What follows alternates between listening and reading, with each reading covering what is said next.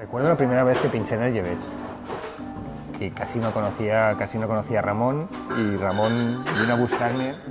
Me dijo, oye, ¿tú quieres pinchar una Nochevieja en el Llevech? Y a lo mejor estamos hablando de una Nochevieja de, ¿qué sería? 1998 o 1999, hace 16, 17 años, 18 años, hace mucho eso.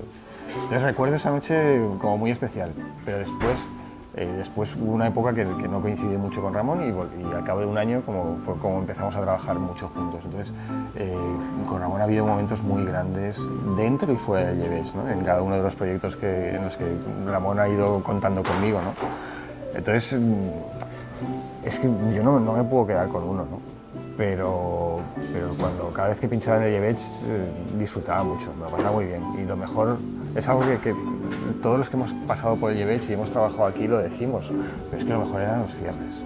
Ese momento en el que ya son las 3:30, 4 de la mañana, 4:30 de la mañana se ha vaciado el bar y nos quedamos tranquilamente, pues eso, tomándonos una cerveza o acabándonos la copa con la gente que hemos estado trabajando toda la noche.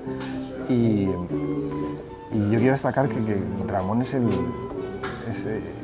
gran contratador de personas. Ramón tiene un imán y una magia especial para contratar a gente maravillosa y para trabajar con gente que dice mucho, ¿no?